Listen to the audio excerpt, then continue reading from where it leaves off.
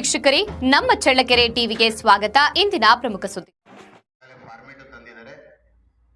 ಚಳ್ಳಕೆರೆ ತಾಲೂಕು ಭರಮಸಾಗರ ಹಾಲು ಉತ್ಪಾದಕರ ಮಹಿಳಾ ಸಹಕಾರ ಸಂಘ ನಿಗಮದ ಸರ್ವ ಸದಸ್ಯರ ಪ್ರಥಮ ವಾರ್ಷಿಕ ಮಹಾಸಭೆಯನ್ನ ಸಂಘದ ಅಧ್ಯಕ್ಷರಾದ ಎಸ್ ಜಯಪದ್ಮ ಅವರ ಅಧ್ಯಕ್ಷತೆಯಲ್ಲಿ ಹಮ್ಮಿಕೊಳ್ಳಲಾಗಿತ್ತು.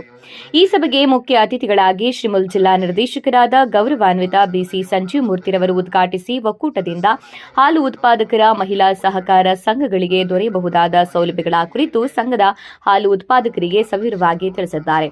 ಚಳ್ಳಕೆರೆ ಉಪವಿಭಾಗಾಧಿಕಾರಿಗಳಾದ ಎಂ ಪುಟ್ಟರಾಜು, ತಾಲೂಕು ವಿಸ್ತರಣಾಧಿಕಾರಿಗಳಾದ ನಯಾಜ್ ಬೇಗ್ ಅವರು ಸಂಘದ ವಾರ್ಷಿಕ ವರದಿ ಮಾಹಿತಿಯನ್ನ ಸಭೆಯಲ್ಲಿ ತಿಳಿಸಿದ್ದಾರೆ. ಈ ಸಂದರ್ಭದಲ್ಲಿ ಸಂಘದ ಉಪಾಧ್ಯಕ್ಷರಾದ ನಾಗವೇಣಿ, ಸಂಘದ ಸರ್ವ ಸದಸ್ಯರು ಮತ್ತು ಗ್ರಾಮದ ಮುಖಂಡರಾದ ರವಿಕುಮಾರ್, ವೈಕುಂಠ, ಬಸ್ ಮಾಲೀಕರಾದ ರಾಮಚಂದ್ರಪ್ಪ, ಟಿಆರ್ ರಾಜು, ಸಂಘದ ಹಾಲು ಉತ್ಪಾದಕರು, ಗ್ರಾಮಸ್ಥರು ಉಪಸ್ಥಿತರಿದ್ದರು.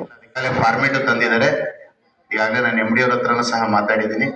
27ನೇ ತಾರೀಕು ಬೋರ್ಡಿಗೂ ಸಹ ಸಬ್ಜೆಕ್ಟ್ ಅನ್ನ ತಗೊಂಡ್ಬಂದಿದ್ದಾರೆ. ಅದ್ರ ಜೊತೆಗೆ ಏನೇ ಇತ್ತು ಕ್ಷೀರ ಸಂಜೀವಿನಿ ಅಂತ ಯೋಜನೆ ಇದೆ.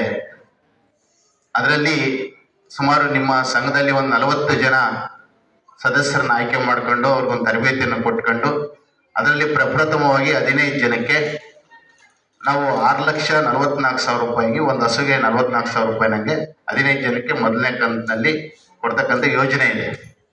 ನಿಮ್ಮ ಸಂಘ ಒಂದು 2-3 ತಿಂಗಳು ಚೆನ್ನಾಗಿ ನಡೆದ್ರೆ ಅದು ಈ ವರ್ಷದಲ್ಲೇ ನಿಮಗೆ ಆ ಯೋಜನೆಗೆ ಈಗಾಗಲೇ ಸೇರಿಸಲಿಕ್ಕೆ ನಾವು ಮತ್ತು ಉಪವಿಭಾಗಾಧಿಕಾರಿಗಳು ಸಂಬಂಧಪಟ್ಟ ಅಧಿಕಾರಿಗಳು ಹೇಳಿದ್ದೀವಿ.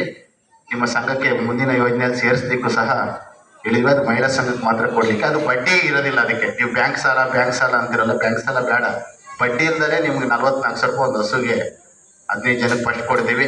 ಅವ್ರು 15 ಜನ ಎಲ್ಲ ತಿಂಗಳ ಕಟ್ಕೊಂಡು ಮೇಲೆ ಅದು ಮತ್ತೆ 44,000 ಆಯ್ತಂದ್ರೆ 16 ಕೊಡ್ತಾರೆ, 17 ಕೊಡ್ತಾರೆ. 40 ಜನಕ್ಕೂ ಸುಮಾರು ಒಂದು 2 ವರ್ಷ 3 ವರ್ಷದೊಳಗೆ ಎಲ್ಲರಿಗೂ ಆ ಒಂದು ಬಡ್ಡಿ ರಹಿತವಾದಂಥ ಹಣ ಸಿಗುತ್ತೆ. ಅದನ್ನು ನಂತರ ನಮ್ಮ ಒಕ್ಕೂಟಕ್ಕೆ 2 ವರ್ಷ 3 ವರ್ಷ ಆದಮೇಲೆ ವಾಪಸ್ ಕಟ್ಟಬೇಕಾಗುತ್ತೆ. ಇದು ಒಂದು ಒಳ್ಳೆಯ ಯೋಜನೆ. ಅದನ್ನು ಖಂಡಿತವಾಗಿಯೂ ಬರ್ತಕ್ಕಂಥ 2026-27ನೇ ವರ್ಷದಲ್ಲಿ ನಿಮಗೆ ಕೊಡಿಸ್ತಕ್ಕಂಥ ಒಂದು ಭರವಸೆಯನ್ನು ಖಂಡಿತವಾಗಿ ನಾನು ಕೊಡಿಸ್ಕೊಡ್ತೀನಿ ಅಂತಂದು ಈ ಸಂದರ್ಭದಲ್ಲಿ ಹೇಳ್ತೀನಿ.